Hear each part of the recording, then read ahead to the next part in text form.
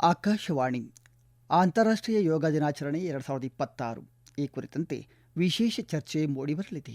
ಭಾಗವಹಿಸುತ್ತಾರೆ doctor M Shivaprakash, ಯೋಗ ಗುರುಗಳು ಮತ್ತು ಪ್ರಾಧ್ಯಾಪಕರು. ಚರ್ಚೆಯನ್ನು ನಡೆಸಿಕೊಡಲಿದ್ದಾರೆ ಕೆಸಿ ಶಿವರಾಮ್, ಹಿರಿಯ ಪತ್ರಕರ್ತರು. ಸಹೃದಯ ಕೇಳುಗ ಕೋಟಿಗೆ ನಮಸ್ಕಾರ. ತಮಗೆಲ್ಲ ಯೋಗ ದಿನಾಚರಣೆಯ ಹಾರ್ದಿಕ ಶುಭಾಶಯಗಳು. ಆತ್ಮೀಯ ಕೇಳುಗರೆ, ಯೋಗ ದಿನಾಚರಣೆ, ಅಂತಾರಾಷ್ಟ್ರೀಯ ಯೋಗ ದಿನಾಚರಣೆ ಮತ್ತೆ ಬಂದಿದೆ. ಇದು 12ನೇ ಆವೃತ್ತಿ. ಭಾರತ ಜಗತ್ತಿನ ಜನಕೋಟಿಗೆ ಅನೇಕ ವಿದ್ಯೆಗಳನ್ನು ಕೊಟ್ಟಿದೆ. ಅದರಲ್ಲಿ ಯೋಗವೂ ಕೂಡ ಒಂದು. ಇವತ್ತು ಇಡೀ ಜಗತ್ತಿನಾದ್ಯಂತ ಅಂತಾರಾಷ್ಟ್ರೀಯ ಯೋಗ ದಿನಾಚರಣೆಯನ್ನು ಸಂಭ್ರಮದಿಂದ ಆಚರಿಸಲಾಗ್ತಾ ಇದೆ. ಯೋಗ ಅಂತ ಅಂದರೆ ಪ್ರಧಾನಮಂತ್ರಿ ನರೇಂದ್ರ ಮೋದಿಜಿಯವರ ನೇತೃತ್ವದ ಕೇಂದ್ರ ಸರ್ಕಾರಕ್ಕೂ ಕೂಡ 12 ವರ್ಷಗಳು ತುಂಬಿದೆ. ಇಂಥ ಸುಯೋಗದ ಹೊತ್ತಿನಲ್ಲಿ ನಾವು ಅಂತಾರಾಷ್ಟ್ರೀಯ ಯೋಗ ದಿನಾಚರಣೆಯನ್ನು, ಅದರ ಮಹತ್ವವನ್ನು, ಹಾಗೆಯೇ ಈ ವರ್ಷದ ಘೋಷವಾಕ್ಯದ ಬಗ್ಗೆ ಒಂದಷ್ಟು ಮಾಹಿತಿಗಳನ್ನು ನಿಮಗೆ ತಿಳಿಸ್ಕೊಡೋದಕ್ಕೆ ಮುಂದಾಗಿದ್ದೇವೆ. ನಿಮಗೆ ಮಾಹಿತಿ ನೀಡ್ತಾ ಈ ಅಂತಾರಾಷ್ಟ್ರೀಯ ಯೋಗ ದಿನಾಚರಣೆಯನ್ನು ಸಂಪನ್ನಗೊಳಿಸೋದಕ್ಕೆ ಡಾಕ್ಟರ್ ಎಂ ಶಿವಪ್ರಕಾಶ್ ಅವರು ನಮ್ಮ ಜೊತೆ ಇದ್ದಾರೆ. ಶಿವಪ್ರಕಾಶ್ ಅವರು ಮೂಲತಃ ಯೋಗ ಗುರುಗಳು, ಯೋಗಾಚಾರ್ಯರು. ರಾಜ್ಯ, ರಾಷ್ಟ್ರ ಮತ್ತು ಅಂತಾರಾಷ್ಟ್ರೀಯ ಮಟ್ಟದ ವಿವಿಧ ವೇದಿಕೆಗಳಲ್ಲಿ ಯೋಗವನ್ನು ಕುರಿತು, ಅದರ ಮಹತ್ವವನ್ನು ಕುರಿತು ಮಾತಾಡಿದ್ದಾರೆ. ಸ್ವತಃ ಯೋಗಪಟುಗಳು ಕೂಡ ಹೌದು. ವಿಶೇಷವಾಗಿ ಇವರು ಒತ್ತಡ ನಿರ್ವಹಣೆ, ಯೋಗ ಚಿಕಿತ್ಸೆ, ಶಕ್ತಿ ನಿರ್ವಹಣೆ, ಕಾಸ್ಮಿಕ್ ಹೀಲಿಂಗ್, ಇದಲ್ಲದೆ ಸೈಂಟಿಫಿಕ್ ಪ್ರಾಣಾಯಾಮ, ಈ ಪ್ರಕಾರದ ಬಗ್ಗೆ ಹೆಚ್ಚು ಪರಿಣತಿಯನ್ನು ಹೊಂದಿದವರು. ಬನ್ನಿ ಹಾಗಾದರೆ ಅಂತಾರಾಷ್ಟ್ರೀಯ ಯೋಗ ದಿನಾಚರಣೆಯ ಬಗ್ಗೆ ಡಾಕ್ಟರ್ ಎಂ ಶಿವಪ್ರಕಾಶ್ ಜೊತೆ ಮಾತುಕತೆಗೆ ಮುಂದಾಗೋಣ. ಸರ್ ನಮಸ್ಕಾರ. ನಮಸ್ಕಾರ. ತಮಗೆ ವಿಶೇಷವಾಗಿ ಅಂತಾರಾಷ್ಟ್ರೀಯ ಯೋಗ ದಿನಾಚರಣೆಯ ಶುಭಾಶಯಗಳನ್ನು ಹೇಳ್ತಾ ಕಾರ್ಯಕ್ರಮಕ್ಕೆ ಬರಮಾಡ್ಕೊಳ್ತಾ ಇದ್ದೀನಿ. ಸರ್, ಯಾಕೆ ಈ ಯೋಗ ದಿನಾಚರಣೆಯನ್ನು ನಾವು ಆಚರಣೆ ಮಾಡ್ತೀವಿ? ಇದರ ಮಹತ್ವ ಏನು ಸರ್? ಈ ವರ್ಷದ ಯೋಗದ ಒಂದು ಥೀಮ್ ಏನಿದೆ, ಅದು ವೃದ್ಧಾಪ್ಯಕ್ಕಾಗಿ ಯೋಗ, ಆರೋಗ್ಯಕರ ವೃದ್ಧಾಪ್ಯಕ್ಕಾಗಿ ಯೋಗ. ಹಾಗಾಗಿ ಈಗ ವೃದ್ಧಾಪ್ಯಕ್ಕಾಗಿ ಯೋಗವನ್ನು ಮಾಡೋದ್ರಿಂದ ಮುಂದೆ ಆಗುವಂತಹ ಏನು ಸಮಸ್ಯೆಗಳಿದೆ, ಆರೋಗ್ಯದ ಸಮಸ್ಯೆಗಳನ್ನ, ಅದನ್ನು ನಾವು ತಡೆಗಟ್ಬೋದು. ಮತ್ತು ವೃದ್ಧಾಪ್ಯದಲ್ಲೂ ಕೂಡ ಈ ಒಂದು ಯೋಗವನ್ನು ಆಚರಣೆ ತರ್ಬೋದು. ಸೊ ಇದರಿಂದ ಏನಾಗುತ್ತೆ, ಅವರು ಆರೋಗ್ಯಕರವಾಗಿ ಮತ್ತು ಒತ್ತಡ ನಿರ್ವಹಣೆಗೆ ಇದು ಬಹಳಷ್ಟು ಸಹಾಯಕಾರಿ ಆಗುತ್ತೆ. ಓಕೆ ಅಂದರೆ ಆರೋಗ್ಯಕರ ವೃದ್ಧಾಪ್ಯಕ್ಕಾಗಿ ಯೋಗನ ಅಳವಡಿಸ್ಕೊಳ್ಬೇಕು. ಬಹುಶಃ ನನಗನ್ಸೋದು ವೃದ್ಧಾಪ್ಯದ ಹೊತ್ತಿನಲ್ಲಿ ಮಾಡೋದಕ್ಕಿಂತ ವೃದ್ಧಾಪ್ಯ ಬರೋದಕ್ಕೆ ಮೊದಲೇ ಮಾಡಿಕೊಂಡ್ರೆ, ಅಂದರೆ ಚಿಕ್ಕ ವಯಸ್ಸಿನಲ್ಲೇ ಅದನ್ನು ಪ್ರಾಕ್ಟೀಸ್ ಮಾಡಿಕೊಂಡ್ರೆ ಮುಂದೆ ವೃದ್ಧಾಪ್ಯದಲ್ಲಿ ಬರ್ತಕ್ಕಂಥ ಅನಾರೋಗ್ಯವನ್ನು ತಡೆಗಟ್ಟಬೋದು ಅಂತೀರಾ? ಖಂಡಿತ ಸರ್, ಖಂಡಿತ. ಓಕೆ. ಅಥವಾ ವೃದ್ಧಾಪ್ಯದಲ್ಲಿ ಯೋಗ ಮಾಡ್ಬೋದಾ? ಎರಡೂ ಕಾರಣಗಳನ್ನು ನಾವು ಕೊಡ್ಬೋದು. ಈಗ ಚಿಕ್ಕರಿಂದನೇ ಅವರು ಯೋಗಾಭ್ಯಾಸವನ್ನು ಮಾಡ್ತಾ ಹೋದಾಗ ಅದು ಮುಂದೆ ಬರುವಂಥ ಆರೋಗ್ಯದ ಸಮಸ್ಯೆಗಳನ್ನು, ಕಾಯಿಲೆಗಳನ್ನು ತಡೆಗಟ್ಟೋದಕ್ಕೆ ಸಾಧ್ಯ ಆಗುತ್ತೆ. ಸೊ ಈ ಒಂದು ಯೋಗವನ್ನು, ಈ ಪ್ರಾಣಾಯಾಮ, ಧ್ಯಾನವನ್ನು ವೃದ್ಧಾಪ್ಯದಲ್ಲೂ ಕೂಡ ಆಚರಣೆ ಮಾಡುವಂಥದ್ದು ಕೂಡ ನಾವು ಮಾಡ್ಬೋದು. ಸೊ ಹಾಗಾಗಿ ಈ ಈ ವರ್ಷದ ಥೀಮ್ ಏನಿದೆ, ಆರೋಗ್ಯಕರ ವೃದ್ಧಾಪ್ಯಕ್ಕಾಗಿ ಯೋಗ ಅನ್ನೋದು ಭಾಳ ಸೂಕ್ತ ಅಂತ ನನಗನ್ಸುತ್ತೆ. ಓಕೆ. ಅಂದರೆ ಒಟ್ಟು ಜಗತ್ತಿನ ಇಳಿಸಂಜೆಯಲ್ಲಿರ್ತಕ್ಕಂಥ ವಯಸ್ಸಾದವ್ರನ್ನ ಗಮನದಲ್ಲಿಟ್ಕೊಂಡು ಈ ಸರಿಯ ಥೀಮನ್ನು ಕಾಯಿನ್ ಮಾಡಲಾಗಿದೆ. ಖಂಡಿತ. ಓಕೆ. ಭಾರತ ಜಗತ್ತಿಗೆ ಅನೇಕ ವಿದ್ಯೆಗಳನ್ನು ಕೊಟ್ಟಿದೆ. ಅದರಲ್ಲಿ ಇದೂ ಒಂದು ವಿದ್ಯೆ ಎನ್ನುವಂಥದ್ದು ನಾವೆಲ್ಲ ತುಂಬ ಹೆಮ್ಮೆ ಪಡ್ತಕ್ಕಂಥ ವಿಚಾರ. ಎಷ್ಟು ಅನಿವಾರ್ಯ ಇತ್ತು ಸರ್ ಜಗತ್ತಿಗೆ ಈ ವಿದ್ಯೆಯನ್ನು ಕೊಡುವಂಥದ್ದು, ಭಾರತದ ಮಣ್ಣಿನ ವಿದ್ಯೆಯನ್ನು? ಭಾರತ ಹಲವಾರು ವಿದ್ಯೆಗಳನ್ನು ಕೊಟ್ಟಿದೆ, ನಾವು ಹೇಳ್ದಂಗೆ. ಆದರೆ ಯೋಗ ಇದರಲ್ಲಿ ಪ್ರಮುಖವಾದಂಥ ಒಂದು ವಿದ್ಯೆ. ಹಿಂದೆ ಯೋಗವನ್ನು ಈ ಗುರುಕುಲ ಏನೋ ನಡೆಸ್ತಾ ಇದ್ರು, ಅದರಲ್ಲಿ ವಿದ್ಯಾಭ್ಯಾಸ ಶುರುವಾಗುವಂಥದ್ದೇ ಯೋಗಾಭ್ಯಾಸದ ಮುಖಾಂತರ. ಸೂರ್ಯ ನಮಸ್ಕಾರ ಮಾಡುವುದರಿಂದನೇ ಶುರುವಾಗುವಂಥದ್ದು ಈ ಒಂದು ಪ್ರಾಚೀನವಾದಂಥ ಒಂದು ಯೋಗ ಪದ್ಧತಿ ನಡ್ಕೊಂಡು ಬಂದಿರುವಂಥದ್ದು. ಸೊ ಈ ಯೋಗಾಭ್ಯಾಸವನ್ನು ಯಾಕೆ ಇದನ್ನು ನಡೆಸ್ಕೊಂಡು ಬಂದಿದ್ದಾರೆ ಅಂತಂದರೆ, ಈ ಒಂದು ದೈಹಿಕವಾದಂಥ ಆರೋಗ್ಯ, ಮಾನಸಿಕ ಆರೋಗ್ಯ, ಮತ್ತು ಬೌದ್ಧಿಕ ಆರೋಗ್ಯ, ಸಾಮಾಜಿಕ ಆರೋಗ್ಯ ಮತ್ತು ಆಧ್ಯಾತ್ಮಿಕ ಆರೋಗ್ಯ, ಇದು ಸಂಪೂರ್ಣ ಏನು ಹೇಳ್ತೀವೋ ವ್ಯಕ್ತಿತ್ವ ಅಂತ ಹೇಳ್ತೀವಿ. ವ್ಯಕ್ತಿತ್ವದ ಒಂದು ವಿಕಾಸ ಈ ಯೋಗದಿಂದ ಆಗುತ್ತೆ. ಈ ಯೋಗ ಏನು ಮಾಡುತ್ತೆ, ಇದೊಂದು ದೇಹ, ಮನಸ್ಸು ಈ ಎರಡನ್ನೂ ಕೂಡ ಒಂದು ಮಾಡುವಂಥದ್ದು. ದೇಹ, ಉಸಿರಾಟ, ಮನಸ್ಸನ್ನು ಒಂದು ಮಾಡೋದಕ್ಕೆ ಯೋಗ ಅಂತ ಕರಿತೀವಿ. ದೇಹ, ಉಸಿರಾಟ, ಮನಸ್ಸು, ಬುದ್ಧಿಯನ್ನು ಒಂದು ಮಾಡೋದಕ್ಕೆ ಯೋಗ ಅಂತ ಕರಿತೀವಿ. ನಮ್ಮಲ್ಲಿರುವ ಯೋಗ ಅಂದ್ರೆ ಬರೀ ಆಸನಗಳಲ್ಲ ಅನ್ನುವಂಥದ್ದು ನಿಮ್ಮ ಮಾತಿನಿಂದ ವ್ಯಕ್ತ ಆಗ್ತಾ ಇದೆ. ಖಂಡಿತ ಖಂಡಿತ ಬರೀ ಆಸನಗಳಷ್ಟೇ ಅಲ್ಲ ಅದ ಯೋಗ ಅನ್ನೋದು. ಯಾಕೆಂದರೆ ಪತಂಜಲಿ ಅಷ್ಟಾಂಗ ಸೂತ್ರದಲ್ಲಿ ಯೋಗವನ್ನ 8 ಭಾಗಗಳಾಗಿ ವಿಂಗಡಿಸ್ತಾರೆ. ಯಮ, ನಿಯಮ, ಆಸನ, ಪ್ರಾಣಾಯಾಮ, ಪ್ರತ್ಯಾಹಾರ, ಧಾರಣ, ಧ್ಯಾನ, ಸಮಾಧಿ ಅಂತ 8 ಭಾಗಗಳಾಗಿ ವಿಂಗಡಿಸ್ತಾರೆ. ಸೊ ಯೋಗ ಅನ್ನೋದು ನಮ್ಮಲ್ಲಿರುವ ಚೈತನ್ಯ, ವಿಶ್ವ ಚೈತನ್ಯ ಜೊತೆಗೆ ಒಂದು ಮಾಡುವುದಕ್ಕೆ ಯೋಗ ಅಂತ ಹೇಳಿದ್ರೆ ಸಮನ್ವಯ ಅಂತ, ಇದು ಒಂದುಗೂಡಿಸುವಂಥದ್ದು ಅಂತ. ಸೊ ಅದಕ್ಕೆ ಯೋಗವನ್ನು ಪೂರಕವಾಗಿ ನಮ್ಮ ಪ್ರಾಚೀನ ಒಂದು ಋಷಿಮುನಿಗಳ ಏನೋ ಒಂದು ಜ್ಞಾನ ಇದೆ, ಅದನ್ನು ಈ ಗುರುಕುಲದಿಂದ ಸಾವಿರಾರು ವರ್ಷಗಳಿಂದ ಇದನ್ನು ನಡ್ಕೊಂಡು ಬಂದಿದೆ. ಯಾಕೆಂದರೆ ಪತಂಜಲಿಯವರೇ 5,000 ವರ್ಷಗಳಿಂದನೇ ಈ ಒಂದು ವ್ಯಾಖ್ಯಾನ ಕೊಟ್ಟಿದ್ದಾರೆ. ಯೋಗಾಂಗ ಅನುಷ್ಠಾನ ಶುದ್ಧಿಕ್ಷಯೇ ಜ್ಞಾನದೀಪ್ತಿರ ವಿವೇಕ ಖ್ಯಾತ ಅಂತ. ಅಂದರೆ ಯೋಗವನ್ನು ಅನುಷ್ಠಾನಗೊಳಿಸೋದ್ರಿಂದ ದೇಹ ಮನಸ್ಸು ಆರೋಗ್ಯಕರವಾಗಿರ್ತದೆ. ಶುದ್ಧಿ ಅಂದರೆ ಆರೋಗ್ಯ ಅಂತ. ಈ ಒಂದು ಜ್ಞಾನ ಸಮೃದ್ಧಿ ಆಗ್ತದೆ, ಜ್ಞಾನ ಜಾಸ್ತಿ ಆಗ್ತದೆ. ವಿವೇಕ ಖ್ಯಾತಃ ಅಂದರೆ, ವಿವೇಕ ಅಂದರೆ ಇದೊಂದು ಬುದ್ಧಿವಂತಿಕೆ, ಖ್ಯಾತಃ ಅಂತಂದರೆ ಪಸರಿಸುವಂಥದ್ದು ಅಂತ, ವಿಶಾಲಗೊಳಿಸುವಂಥದ್ದು ಅಂತ. ಸೊ ಈ ಜ್ಞಾನದ ಜ್ಯೋತಿ ಬೆಳಗುತ್ತೆ ಅಂತ. ಸೊ ಯೋಗ ಅನ್ನೋದು ಬರೀ ಇವತ್ತೊಂದು ದಿವಸ ನೀವು ನೋಡ್ತಾ ಇರೋಂಗೆ ಮಾಧ್ಯಮಗಳಲ್ಲಿ ಬರೀ ಯೋಗಾಸನವನ್ನೇ ಯೋಗ ಅಂತ ಪ್ರತಿಬಿಂಬಿಸುವಂಥದ್ದು ಇದೆ. ಆದರೆ ಯೋಗಾಸನವೇ ಯೋಗ ಅಲ್ಲ, ಅದು ಒಂದು ಅಂಗ ಮಾತ್ರ. ಹಾಗಾಗಿ ಪ್ರಾಚೀನದಿಂದನೂ ಕೂಡ ಇಲ್ಲಿವರೆಗೆ ಭಾರತ ಈ ಒಂದು ಯೋಗ ವಿದ್ಯೆಯನ್ನು ಒಂದು ಮಹತ್ವದ ಒಂದು ಕೊಡುಗೆಯನ್ನು ಕೊಟ್ಟಿದೆ ಅಂತ ಅದ್ರ ಭಾವಿಸ್ತೀನಿ ನಾನು. ಅಲ್ಲಿ ಒಂದು ಜ್ಞಾನ ಅನ್ನೋ ಪದವನ್ನು ಬಳಸಿದ್ರೆ, ಬಹುಶಃ ಯೋಗ ಅನ್ನುವಂಥದ್ದು ಜ್ಞಾನ ಅನ್ನುವಂಥದ್ದಕ್ಕೂ ಕೂಡ ಯೋಗ ಅದು ಜ್ಞಾನವೂ ಹೌದು, ಧ್ಯಾನವೂ ಹೌದು, ಹಾಗೆಯೇ ಕಲಿಯೂ ಹೌದು, ಶಿಕ್ಷಣವೂ ಹೌದು, ಒಟ್ಟಾರೆ ಜೀವನ ಮಾರ್ಗ ಅಂತ ಕರೀಬೋದಾ ಸರ್? ಖಂಡಿತ ಖಂಡಿತ. ಓಕೆ, ಯಾರಿಗೆ ಇವತ್ತು ಆಧುನಿಕ ಜಗತ್ತಿನಲ್ಲಿ ಬದುಕ್ತಾ ಇರತಕ್ಕಂಥ ಯಾವ ಮಾನವ ಸಂಕುಲಕ್ಕೆ ಈ ಯೋಗ ಅಗತ್ಯ ಆಗುತ್ತೆ, ಯಾಕೆ? ಇವತ್ತೊಂದು ದಿವಸ ಪ್ರಪಂಚದಲ್ಲಿ ಇರೋರಿಗೆ ಎಲ್ಲರಿಗೂ ಕೂಡ ಯೋಗ ಬೇಕು ಅಂತ ನಾನು ಹೇಳ್ತೀನಿ. ಅದು ಚಿಕ್ಕ ಮಕ್ಕಳಿಗೆ, ವಿದ್ಯಾರ್ಥಿಗಳಿಗೆ ಮುಖ್ಯವಾಗಿ ಏಕಾಗ್ರತೆ, ನೆನಪಿನ ಶಕ್ತಿ, ಮತ್ತು ಅವ್ರು ಓದಿರುವಂಥ ನೆನಪಿಟ್ಕೊಳ್ಳುವಂಥದ್ದು, ಮತ್ತು ಪರೀಕ್ಷೆಗೆ ಹೋದಾಗ ಅವ್ರಿಗೆ ಪುನರಾವರ್ತನೆಗೊಳಿಸುವಂಥದ್ದು, ಮತ್ತು ಈ ಉದ್ಯೋಗಿಗಳಿಗೆ ಮಾನಸಿಕ ಒತ್ತಡವನ್ನು ನಿರ್ವಹಿಸುವಂಥದ್ದು, ಗೃಹಿಣಿಯರಿಗೆ ದೈಹಿಕ ಆರೋಗ್ಯ ಮತ್ತು ಮಾನಸಿಕ ಆರೋಗ್ಯವನ್ನು ಕಾಪಾಡ್ಕೊಳ್ಳುವಂಥದ್ದು. ಯಾಕೆಂದರೆ ಮನೆ ಮಂದಿನೆಲ್ಲ ನೋಡ್ಕೋಬೇಕಲ್ಲ ಅವರು. ಖಂಡಿತ ಖಂಡಿತ, ಕುಟುಂಬದ ಬಹಳ ಮುಖ್ಯವಾದಂಥ ಭಾಗ ಅದು. ಹೌದು ಹೌದು ಹೌದು. Yes sir. ಆಮೇಲೆ ವೃದ್ಧಾಪ್ಯದಲ್ಲಿ ಅವ್ರಿಗೆ ಆರೋಗ್ಯದ ಸಮಸ್ಯೆಯನ್ನು ನಿವಾರಣೆ ಮಾಡ್ಕೊಳ್ಳುವಂಥದ್ದು, ನಿರ್ವಹಿಸುವಂಥದ್ದು. ಸೊ ಹೀಗೆ ಯೋಗ ಅನ್ನೋದು ಬಾಲ್ಯದಿಂದ ಹಿಡಿದು ವೃದ್ಧಾಪ್ಯದವ್ರಿಗೆ ಯೋಗ ಎಲ್ಲರಿಗೂ ಕೂಡ ಇದು ಅತ್ಯವಶ್ಯಕ ಅಂತ ನಾನು ಭಾವಿಸ್ತೇನೆ. ಇದು ಒಂದು ದೈಹಿಕ ಆರೋಗ್ಯ, ಮಾನಸಿಕ ಆರೋಗ್ಯ, ಸಾಮಾಜಿಕ ಆರೋಗ್ಯ ಮತ್ತು ಆಧ್ಯಾತ್ಮಿಕ ಆರೋಗ್ಯ, ಇದೊಂದು ರೀತಿಯಲ್ಲಿ ಮನುಷ್ಯ ಕೊನೆಯ ಹಂತದಲ್ಲಿ, ವೃದ್ಧಾಪ್ಯದ ಹಂತದಲ್ಲಿ ಅವನು ಆತ್ಮ ಸಾಕ್ಷಾತ್ಕಾರಕ್ಕೆ ಆ ಕಡೆಗೆ ನೋಡ್ತಿರ್ತಾನೆ. ಒಂದು ಅಂತಿಮ ಮೋಕ್ಷ, ಒಂದು ನಿರ್ವಾಣ ಅಂತ ಹೇಳ್ತೀವಿ, ಆ ಕಡೆ ನೋಡುವಂಥ ಒಂದು ದೃಷ್ಟಿಕೋನ ಏನಿದೆ ಅದು ಯೋಗದಿಂದ ಅದು ಸಾಧ್ಯ ಅಂತ ಅನ್ಕೊಳ್ತೀನಿ ನಾನು. ಅಂದರೆ ಆ ಗುರಿಯನ್ನು ತಲುಪೋದಕ್ಕೆ, ಅದನ್ನು ಮುಟ್ಟೋದಕ್ಕೆ ಯೋಗದಿಂದ ಸಾಧ್ಯ ಆಗುತ್ತೆ. ಖಂಡಿತ ಖಂಡಿತ. ಹಾಗಾದರೆ ಯೋಗದಿಂದ ಸಾಧ್ಯ ಅನ್ನೋದೇ ಆದರೆ ಬಾಲ್ಯನ ಹೇಗೋ ಕಳೆದು ಬಿಡ್ತೀವಿ, ಯೌವನನೂ ಹೇಗೋ ಕಳೆದು ಬಿಡ್ತೀವಿ. ಮುಪ್ಪಿನ ಹಂತಕ್ಕೆ ಬಂದಾಗ ಇದನ್ನು ನಾವು ಅಳವಡಿಸ್ಕೊಳ್ಬೋದಾ ಸರ್? ಖಂಡಿತ. ಈ ಒಂದು ಯೋಗಾಭ್ಯಾಸದಲ್ಲಿ ಯೋಗಾಸನಗಳನ್ನ ವೃದ್ಧಾಪ್ಯದಲ್ಲಿ ಮಾಡೋಕ್ಕಾಗದೇ ಇದ್ರೂ ಪ್ರಾಣಾಯಾಮ, ಈ ಬ್ರೀತಿಂಗ್ ಎಕ್ಸಸೈಸ್ ಅಂತ ಏನು ಹೇಳ್ತೀವಿ, ಅದನ್ನು ಮಾಡ್ಬೋದು, ಧ್ಯಾನವನ್ನು ಮಾಡ್ಬೋದು ಅವರು. ಸೊ ಇದು ಮಾಡೋದ್ರಿಂದ ಏನಾಗುತ್ತೆ, ಅವ್ರಿಗೆ ಮುಪ್ಪಿನಲ್ಲಿ ಆಗ್ತಾ ಇರುವಂಥ ಒಂದು ಕಾಯಿಲೆಗಳು ಅಥವಾ ಸಮಸ್ಯೆಗಳನ್ನು ನಿರ್ವಹಣೆ ಮಾಡೋದಕ್ಕೆ ಭಾಳಷ್ಟು ಸಹಕಾರಿಯಾಗಿರುತ್ತೆ. ಸೊ ಯಾವಾಗ ಅವ್ರಿಗೆ ಒತ್ತಡ ನಿರ್ವಹಣೆ ಆಗುತ್ತೆ, ಆವಾಗ ಮನಸ್ಸಿಗೆ ಒಂದು ಶಾಂತಿ, ನೆಮ್ಮದಿ ಸಿಗುತ್ತೆ. ಯಾವಾಗ ಶಾಂತಿ ನೆಮ್ಮದಿಯನ್ನು ಸಿಗುತ್ತೆ, ಆವಾಗ ಒಂದು ಸಂತೋಷ ಒಂದು ಸಿಗುತ್ತೆ. ಸೊ ಹೀಗಾಗಿ ವೃದ್ಧಾಪ್ಯದಲ್ಲಿ ಈ ಒಂದು ಯೋಗವನ್ನು ಅಳವಡಿಸ್ಕೊಳ್ಳೋದೇ ಭಾಳಷ್ಟು ಮುಖ್ಯ ಅಂತ ನಾನು ಅದರ ಭಾವಿಸ್ತೇನೆ.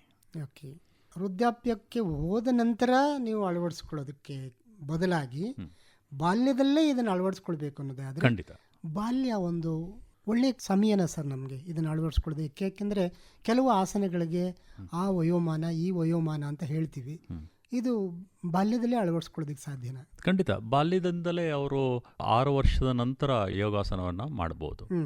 ಅದೇ ರೀತಿಯೇ 12 ವರ್ಷ ಆದ ನಂತರ ಪ್ರಾಣಾಯಾಮವನ್ನು ಮಾಡ್ಬೋದು. ಯಾಕೆಂದರೆ ಈ ಒಂದು ಮಕ್ಕಳಿಂದನೇ ಈ ಯೋಗಾಭ್ಯಾಸ, ಈ ಪ್ರಾಣಾಯಾಮ, ಧ್ಯಾನದ ಪದ್ಧತಿಯನ್ನು ನಾವು ಅಳವಡಿಸ್ಕೊಳ್ಳೋದ್ರಿಂದ ಅವರು ಮುಂದೆ ಒಂದು ಯೌವನ ಮತ್ತು ವೃದ್ಧಾಪ್ಯಕ್ಕೆ ಬರುವಂಥದ್ದಲ್ಲಿ ಈ ಒಂದು ಸಾಧನೆಯನ್ನು ಮುಂದುವರಿಸ್ಕೊಂಡು ಬರೋದಕ್ಕೆ ಸಹಾಯ ಆಗುತ್ತೆ. ಸೊ ಈ ನಿಟ್ಟಿನಲ್ಲಿ ಕೇಂದ್ರ ಸರ್ಕಾರ ಇವತ್ತೊಂದು ದಿವಸ ಎಲ್ಲ ಶಾಲಾ ಕಾಲೇಜುಗಳಿಗೆ ಈ ಒಂದು ಯೋಗಾಭ್ಯಾಸವನ್ನು ನೀವು ಕಟ್ಟುನಿಟ್ಟಾಗಿ ನೀವು ಮಾಡಬೇಕು, ಪಾಲಿಸಬೇಕು ಅಂತ ಒಂದು ನಿಯಮವನ್ನು ತಂದಿದೆ. ಮತ್ತು ಶಾಲೆಗಳಲ್ಲಿ, ಕಾಲೇಜುಗಳಲ್ಲಿ ಯೋಗ ತರಬೇತಿಗಾರನ್ನ, ಯೋಗ ಮಾಸ್ಟರ್ಸ್ನ ಇಂಟ್ರೊಡ್ಯೂಸ್ ಮಾಡಿ ಅವರು ಈ ಒಂದು ಯೋಗಾಭ್ಯಾಸವನ್ನು ಮಕ್ಕಳಿಗೆ ಕಲಿಸ್ಬೇಕು ಅನ್ನೋದು ಕೂಡ ಇವತ್ತೊಂದು ದಿವಸ ಒಂದು ಆಚರಣೆಗೆ ತಂದಿದೆ. ಸೊ ಹಂಗಾಗಿ ಬಾಲ್ಯದಿಂದನೇ ಅವರು ಯೋಗಾಭ್ಯಾಸವನ್ನು ಮಾಡೋದ್ರಿಂದ ಏನಾಗುತ್ತೆ, ಆ ಮನಸ್ಸಿನ ಒಂದು ಅಸಮತೋಲನ ನಿವಾರಣೆ ಆಗುತ್ತೆ.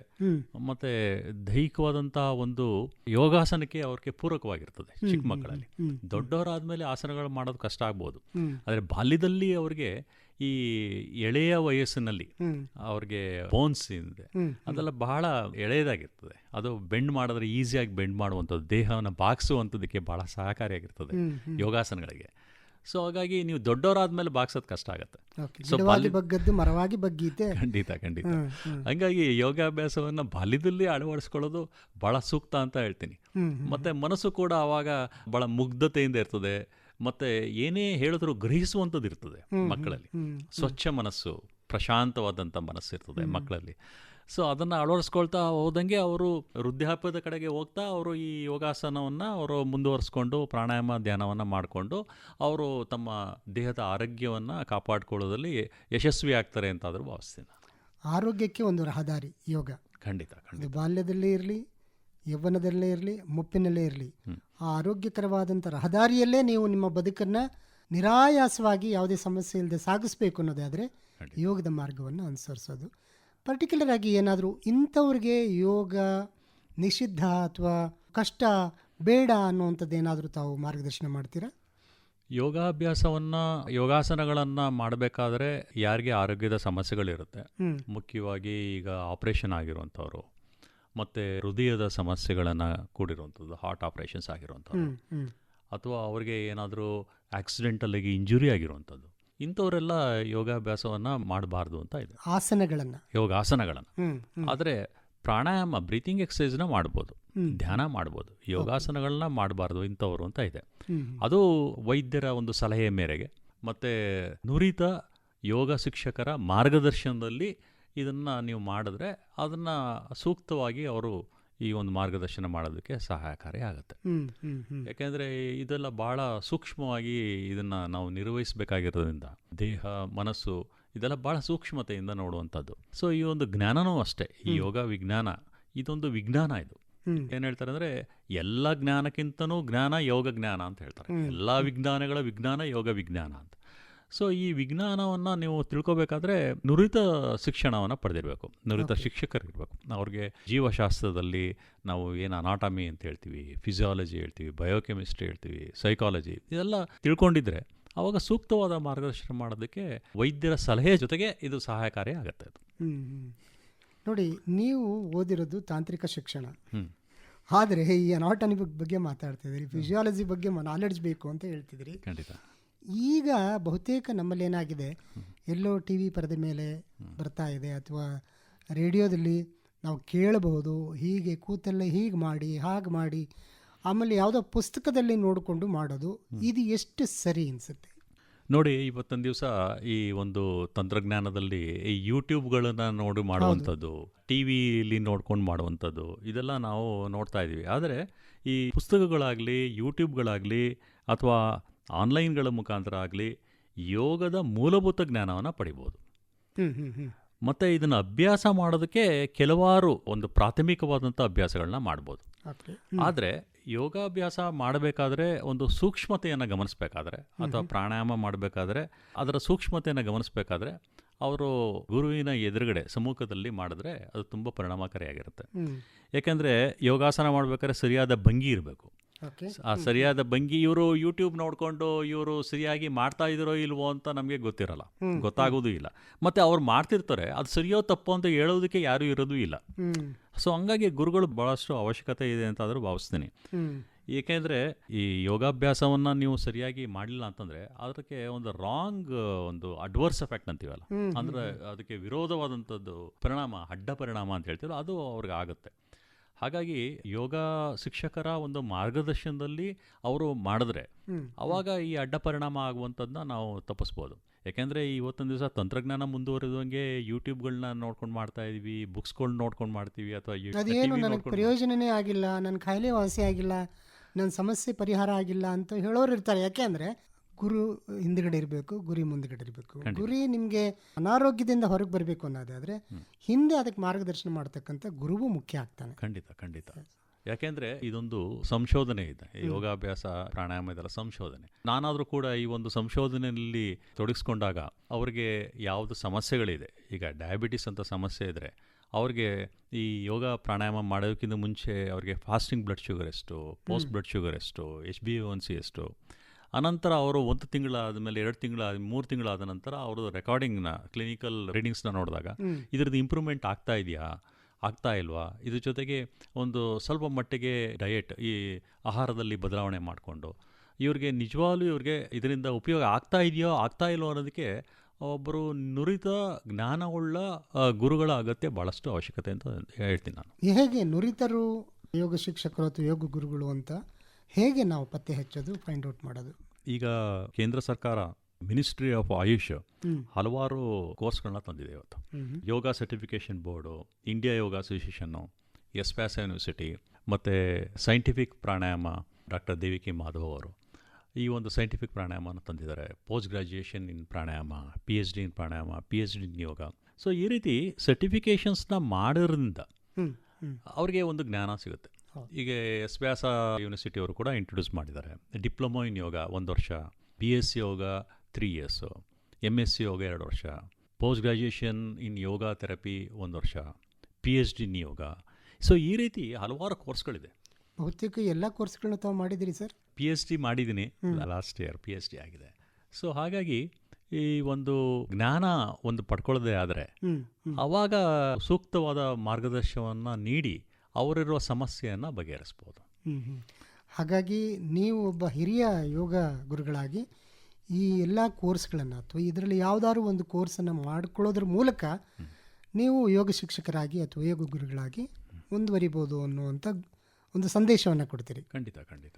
ಈ ಯೋಗ ಚಿಕಿತ್ಸೆ ಇವತ್ತು ಹೆಚ್ಚು ಪಾಪ್ಯುಲರ್ ಆಗ್ತಾ ಇದೆ ಸರ್. ಇಂಥ ಕಾಯಿಲೆಗೆ ಇಂಥ ಯೋಗ ಆಸನ ವಿಶೇಷವಾಗಿ, ಇದು ಯೋಗ ಚಿಕಿತ್ಸೆಗೆ ಎಷ್ಟು ಮಹತ್ವ ಇದೆ ಅದ್ರ ಬಗ್ಗೆ ತಿಳಿಸ್ಕೊಡಿ ಸರ್. ಯೋಗ ಚಿಕಿತ್ಸೆ ಅಂದರೆ ಇವತ್ತು ವಿವಿಧ ಆರೋಗ್ಯ ಸಮಸ್ಯೆಗಳ ಒಂದು ತಡೆಗಟ್ಟುವಿಕೆ, ನಿರ್ವಹಣೆ ಮತ್ತು ಪುನರ್ವಸತಿಗಾಗಿ ಯೋಗದ ತತ್ವಗಳು, ಆಸನಗಳು, ಪ್ರಾಣಾಯಾಮ, ಧ್ಯಾನ ಮತ್ತು ವಿಶ್ರಾಂತಿ ತಂತ್ರಗಳನ್ನು ಅವ್ರಿಗೆ, ಜನರಲ್ಲಿ ಯಾರಿಗೆ ಸಮಸ್ಯೆಗಳಿದೆ ಅವ್ರಿಗೆ ಪ್ರಯೋಗ ಮಾಡಿ ಆನಂತರ ಅವ್ರಿಗೆ ಕಾಯಿಲೆಗಳನ್ನ ಅಥವಾ ಸಮಸ್ಯೆಗಳನ್ನ ನಿರ್ವಹಣೆಗೆ ತರ್ಬೋದು. ಯೋಗ ಚಿಕಿತ್ಸೆಯಲ್ಲಿ ನಾವು ಯೋಗಾಸನಗಳನ್ನು, ಪ್ರಾಣಾಯಾಮ ಅಂದರೆ ಉಸಿರಾಟದ ಅಭ್ಯಾಸವನ್ನು, ಧ್ಯಾನ ಮೆಡಿಟೇಷನ್ನ ಮತ್ತು ವಿಶ್ರಾಂತಿ ತಂತ್ರಗಳು, ರಿಲ್ಯಾಕ್ಸೇಷನ್ ಟೆಕ್ನಿಕ್ಸು, ಸೊ ಈ ರೀತಿ ನಾವು ಅವ್ರಿಗೆ ಕೊಡೋದ್ರಿಂದ ಅವ್ರಿಗೆ ದೈಹಿಕ ಒಂದು ಆರೋಗ್ಯ, ಮಾನಸಿಕ ಆರೋಗ್ಯ ಸುಧಾರಿಸ್ಬೋದು, ಮಾನಸಿಕ ಒತ್ತಡ ಮತ್ತು ಆತಂಕವನ್ನು ಕಡಿಮೆ ಮಾಡ್ಬೋದು, ಮತ್ತು ದೇಹ ಉಸಿರಾಟ ಅದರ ಸಮತೋಲನವನ್ನು ಕಾಪಾಡ್ಬೋದು. ಯಾಕೆಂದರೆ ನಾವು ಯೋಗ ಅಂತಂದರೆ ಸಮತ್ವಂ ಯೋಗ ಉಚ್ಯತೆ ಅಂತ ಹೇಳ್ತೀವಿ. ಅಂದರೆ ಸಮತೋಲನವನ್ನು ಕಾಪಾಡುವಂಥದ್ದು. ಅದು ಸುಖ ಬಂದಾಗ ಹಿಗ್ಗದೆ, ದುಃಖ ಬಂದಾಗ ಕುಗ್ಗದೆ ಸಮತೋಲನನ್ನೇ ಕಾಪಾಡುವಂಥದ್ದು. ನೋವು ನಲಿವು, ಲಾಭ ನಷ್ಟ, ಜಯ ಅಪಜಯ, ಸೊ ಈ ರೀತಿ ಪ್ರತಿಯೊಂದರಲ್ಲೂ ನಾವು ಸಮತೋಲನ ಆಗಿ ಇರುವಂತ್ಕೊಳ್ಳೋದು. ಅದಕ್ಕೆ ಮಾನಸಿಕ ಒತ್ತಡದ ನಿರ್ವಹಣೆ, ಸಮಚಿತ್ತ ಮನೋಭಾವವನ್ನು ಮೇಂಟೈನ್ ಮಾಡುವಂಥದ್ದು ಮತ್ತು ಜೀವನದ ಗುಣಮಟ್ಟವನ್ನು ಹೆಚ್ಚಿಸುವಂಥದ್ದು. ಈ ರೀತಿ ಆರೋಗ್ಯದ ಜೀವನ ಶೈಲಿಯನ್ನು ಈ ಒಂದು ಯೋಗ ಚಿಕಿತ್ಸೆ ಒಂದು ಮೂಲ ಉದ್ದೇಶ ಇರ್ತದೆ. ಅದೇ ರೀತಿಯೇ ಪ್ರಾಣಾಯಾಮ ಚಿಕಿತ್ಸೆಯೂ ಕೂಡ ಯೋಗಾಭ್ಯಾಸವನ್ನು ಮಾಡೋಕ್ಕಾಗದೇ ಇರೋರಿಗೆ ಪ್ರಾಣಾಯಾಮದ ಚಿಕಿತ್ಸೆಯನ್ನು ಈಗ ಡಾಕ್ಟರ್ ದೇವಿಕಿ ಮಾಧವ್ ಅವರು ಇಂಟ್ರೊಡ್ಯೂಸ್ ಮಾಡಿದ್ದಾರೆ. ಸೊ ಈಗ ಹಲವಾರು ಸಮಸ್ಯೆಗಳು, BP, ಡಯಾಬಿಟೀಸು, ಹಲವಾರು ಸಮಸ್ಯೆಗಳು ಏನಿದೆ ಅದನ್ನು ಈ ಪ್ರಾಣಾಯಾಮದ ಚಿಕಿತ್ಸೆಯನ್ನು ಕೊಡೋದ್ರ ಮುಖಾಂತರ ಯಾವ ರೀತಿ ಇದನ್ನು ನಿರ್ವಹಣೆ ಮಾಡ್ಬೋದು ಅನ್ನೋದು ಕೂಡ ಇವಾಗ ಅದನ್ನು ತಂದಿದ್ದಾರೆ. ಸೊ ಇಲ್ಲಿ ನಾವು ಏನು ಗಮನಿಸಬೇಕು ಅಂತಂದರೆ, ದೀರ್ಘಕಾಲದ ಯಾವ್ದಾರ ರೋಗಗಳಿದ್ದರೆ ಅದನ್ನು ವೈದ್ಯರ ಸಲಹೆ ತಗೊಂಡು ಮತ್ತು ಅವ್ರ ಹತ್ರ ಏನು ಚಿಕಿತ್ಸೆಯನ್ನು ತಗೊಂಡು ಅದು ಮುಂದುವರಿಸ್ತಾ ಈ ಒಂದು ಯೋಗ ಪ್ರಾಣಾಯಾಮ ಧ್ಯಾನವನ್ನು ಮುಂದುವರಿಸ್ಕೊಂಡು ಹೋಗ್ತಾ ಆಮೇಲೆ ಯಾವುದೋ ಅವರ ಒಂದು ರೀಡಿಂಗ್ಸ್ಗಳನ್ನ ನೋಡ್ತಾ ಹೋದಂಗೆ ಅವಾಗ ವೈದ್ಯರೇ ಹೇಳ್ತಾರೆ ಇದನ್ನು ನೀವು ಕಡಿಮೆ ಮಾಡ್ಬೋದು ಅಂತ. ಈಗ ಫಾರ್ ಎಕ್ಸಾಂಪಲ್ ಅವ್ರಿಗೆ ಥೈರಾಯ್ಡ್ ಇತ್ತು ಅಂತಂದರೆ ಅವ್ರಿಗೆ ಥೈರಾಕ್ಸಿನ್ ಹಾರ್ಮೋನು ಕಡಿಮೆ ಇರುತ್ತೆ, ರಿಲೀಸ್ ಆಗುವಂಥದ್ದು.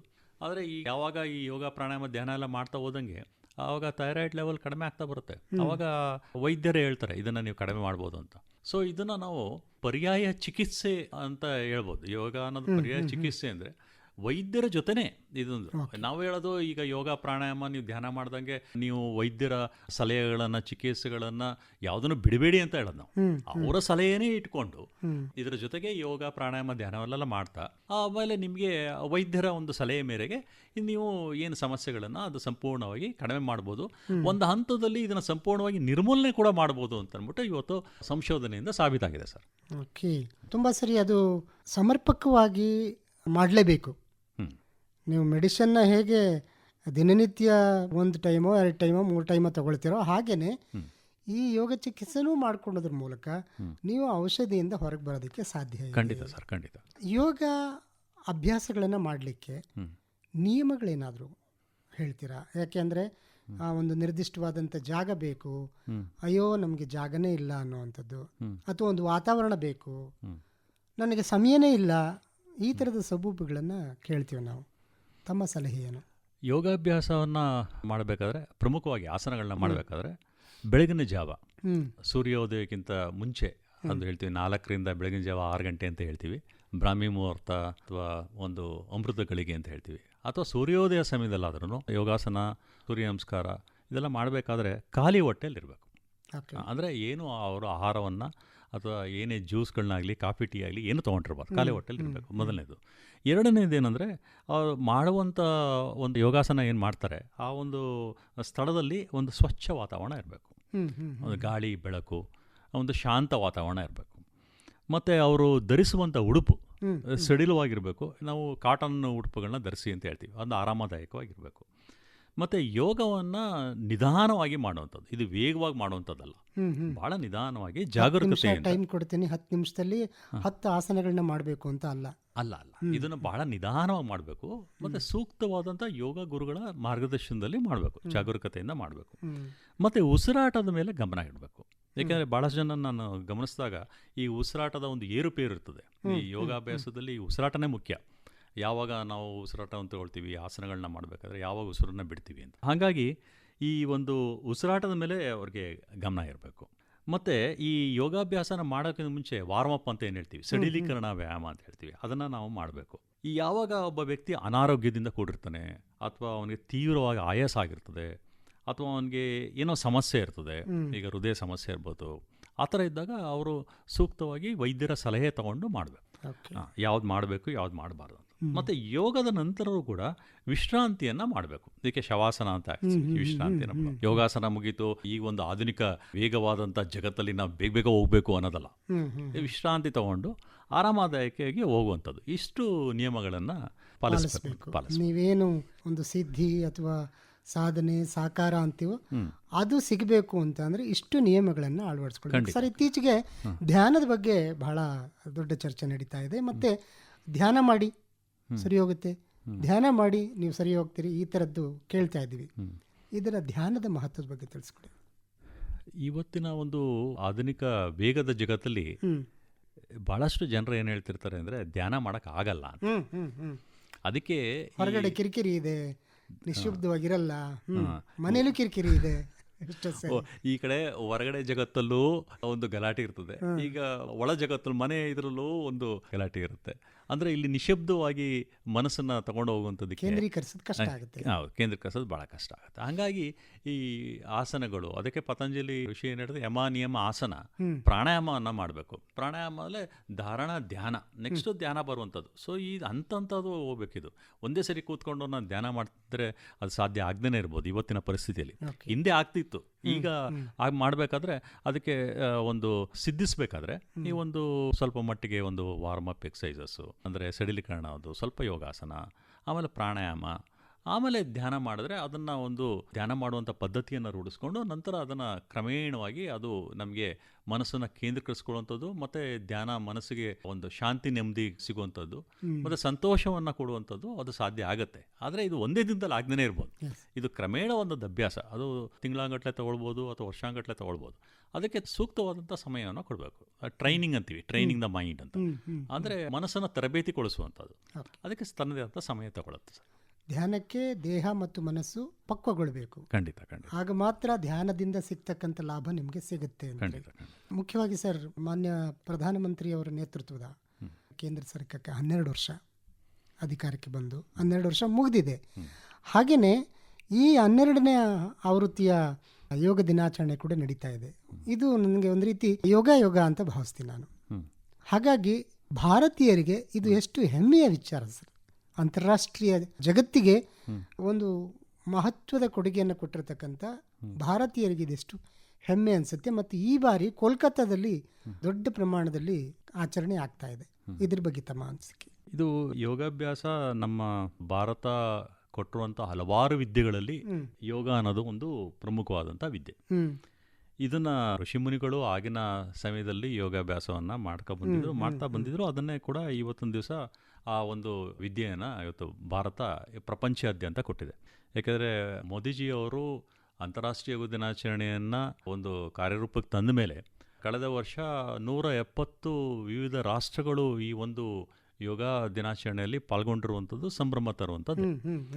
ಸೊ ಯೋಗ ಶಿಕ್ಷಕನಾಗಿ ನಾನು ಈ ಒಂದು ಯೋಗ ಒಂದು ಜ್ಞಾನವನ್ನು ಈ ಜನರಿಗೆ ತಲುಪಿಸುವಂಥದ್ದಾಗ ಅವರಲ್ಲಿರುವಂಥ ಒಂದು ಸಮಸ್ಯೆಗಳು, ದೈಹಿಕವಾದಂಥ ಸಮಸ್ಯೆ ಅಥವಾ ಮಾನಸಿಕ ಸಮಸ್ಯೆಗಳು ಅಥವಾ ಕಾಯಿಲೆಗಳು ಅಥವಾ ಏನೇ ಇದ್ರೂ ಅವ್ರಿಗೆ ಅದರಿಂದ ದೂರ ಆಗಿ ಅವರು ಆರೋಗ್ಯವಂತರಾಗಿ ನಾವು ನೋಡುವಂಥದ್ದೇ ಒಂದು ಸಂತೋಷವನ್ನು ಕೊಡುತ್ತೆ.